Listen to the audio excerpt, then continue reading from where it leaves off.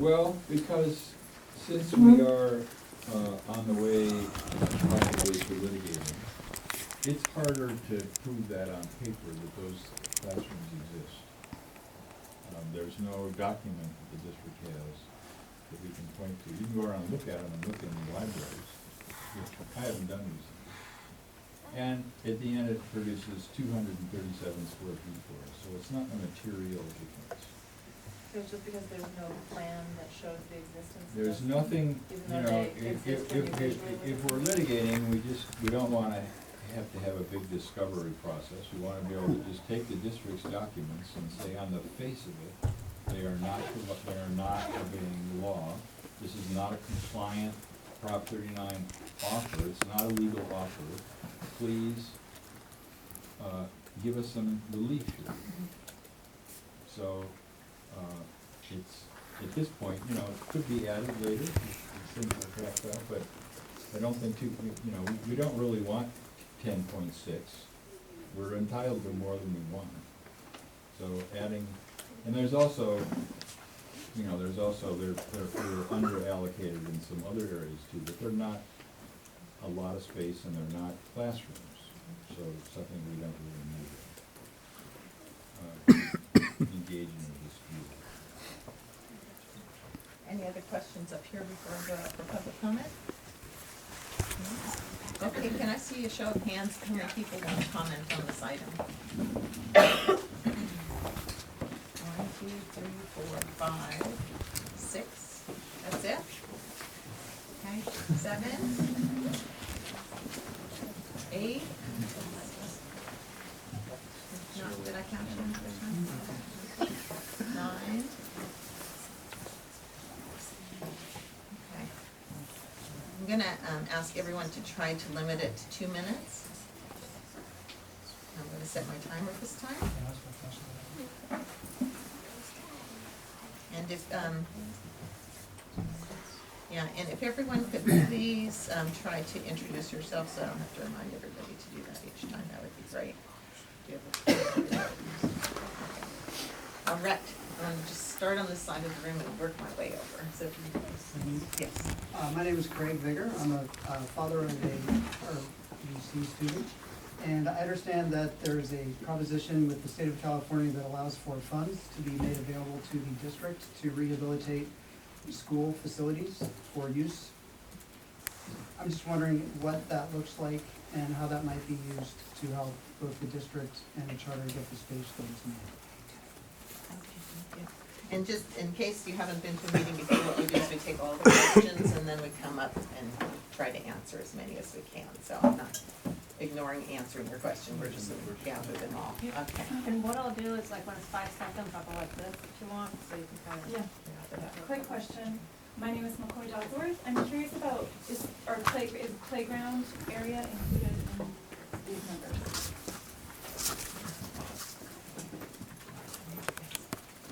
Just a couple short questions. You talked about enrollment of 119, I think, as part of this discussion. Oh, John Peasy, San Anselmo. We've about 119 students, I believe, is current in district enrollments, moving up to 138, I think was the projection in the sheet, maybe I got it wrong. The district had sent a letter, I believe, indicating that there were 17 students that were not in compliance, effectively were not residents, that were counted in that 119 number. I'm curious of your thoughts on that.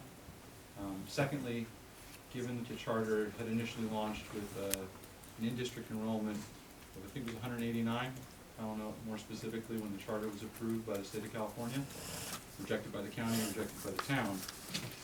These numbers are significantly less than that. You're proceeding with a revision of the charter to deal with enrollment topics, which I think is relevant to this conversation. Had a lottery yesterday related to that, giving preference to board members and employees. I won't judge that. But the enrollment numbers, even as you've issued them at 138 or whatever that number is, are significantly lower than the original charter. Very curious why that topic's not being addressed and being discussed as part of the material revision, along with the over-allocation of classroom space and penalties associated with that. So curious about all those topics. That was my question, so, okay. I had one. I don't understand your last comment, Sharon. You said that all these numbers are based on in-district kids, but you have 119 in-district with 17 that are currently on the table to discuss, but yet your ADA, your average ADA is 138 that you're basing, or 134.8. Anyway, it's more than that. So I don't understand how you can say that all your numbers are based on in-district kids when clearly they're not. It doesn't compute. Hi, Aria Pearson. I had a question about the 14 classrooms. Aria. I had a question about the 14 classrooms that are empty and unused. There's no such thing as if those are counted in general, you know, if that's the law and districts must count those rooms, what happens if they put the charter in those rooms? Then the next year, like, you know, if the district had split the charter on Brookside and Manor and moved everybody around and gave them 10.6 or 11, whatever classrooms, that of those empty classrooms, then the following year there'd only be 4, so then the whole ratio would change, and then you would, have to give up a classroom the following year? It would just bounce back and forth. So I don't understand how those empty classrooms can be counted in any logical way and actually do this every year. All right. Yeah, I'd like to add to that. So I think part of community frustration over this is that you have taken facilities from our district kids. Somehow a large percentage or large group of new kids have shown up to your school, and yet I think only like 11 of them are in district. So clearly you have a lot of space. We do not want you taking space from our district kids to put out of district kids in. So I would like to make it clear that you talk about an ADA to teaching ratio in a classroom of 17.48. My kid is in a class with 29 kids. If you have that few of in-district students, you are going to be met with ire and anger, and I find that to be reasonable. Stephen?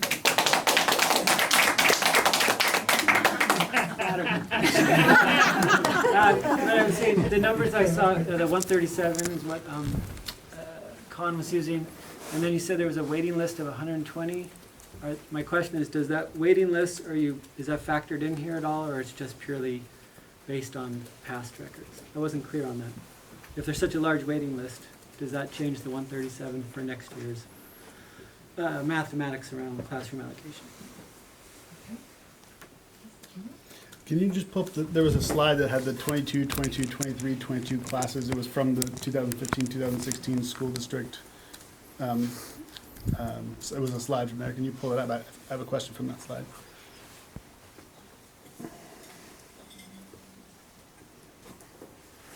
I might have a question from that slide. I thought I read something. Okay, I'm not good at math. Something about Ross Valley Charter was 45%, which is about half of the school district. What is 14 divided by 2? Total classrooms needed per school, 14. What is 14 divided by 2? Question number 1. Question number 2, 138.9. How many applicants did you get last night compared to the 138.9 which you are projecting? 2 questions. Okay, thank you. Yes. Related to facilities, can the community have an update on where you stand with identifying properties within Fairfax and San Anselmo that are non-district owned? I know Andrea, I think, and Christy were working on that at one point. It seems to have dried up. In speaking with local commercial real estate people and business owners, they haven't heard from anyone from RVC.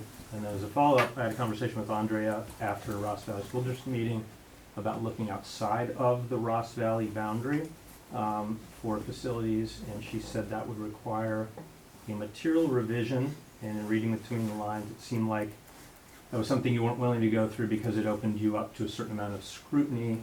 However, and I apologize, I haven't read the agenda, but it sounds like you're proposing some sort of material revisions to your charter. So I wonder if that would allow you then the opportunity to look for space outside of the Ross Valley community. Did I get everybody? I didn't raise my hand initially, but I wanna chime in with just a couple of questions. My name's Heather Hickok, sorry. So, one is, the logic that Con walked through. When you filed the initial Prop 39 request and asked for, I can't remember exactly how many classrooms last year, but I guess, I'm not a lawyer, but I'm familiar with the legal term slippery slope. So, you didn't ask the district to consider all of this non-classroom space. But now, as you look at next year, and now you've got your 159 or so students, you're asking for this additional space, kind of pushing back on the reading of the law, not considering the computer lab space.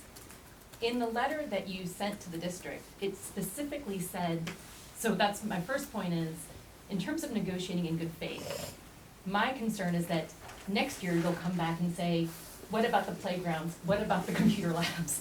So it'll go further and further. The second point though is that in the letter, it explicitly says that you are not obligated to use that space for its designated purpose, that you can use it to teach out-of-district kids. That is said in your letter. So I would like you to address that, please.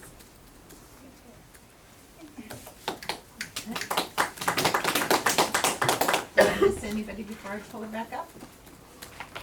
Okay, so I'm gonna close public comment for this agenda item and bring it back up to the board level. So I can answer all these. All right, we have You some can all comments ju- you too, can but all go chime for in. it, yeah. So the state bond was passed, the state school bond measure, I don't know the numbers, passed in the fall of 2016, and there was a carve-out in that for charter schools, there's an amount, I don't know what the amount is up in there. And it specifically can be used by charter schools which are renting closed facilities, surplus facilities, to upgrade those facilities and have a charter school rent them. And it's a 50% match. So it's a